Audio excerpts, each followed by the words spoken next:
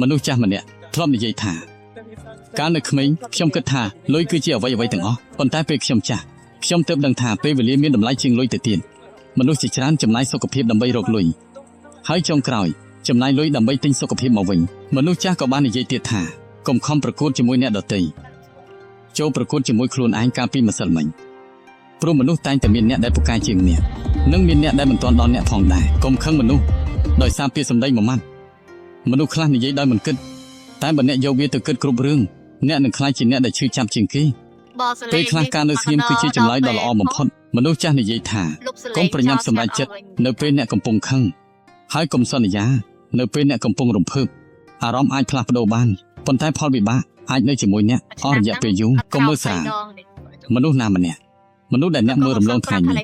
អាចជាអ្នកដែលជួយអ្នកនៅថ្ងៃស្អែកការគោរពមិនត្រូវចំណាយលុយទេប៉ុន្តែវាអាចនាំមកនូវទំនាក់ទំនងល្អពេញមួយជីវិត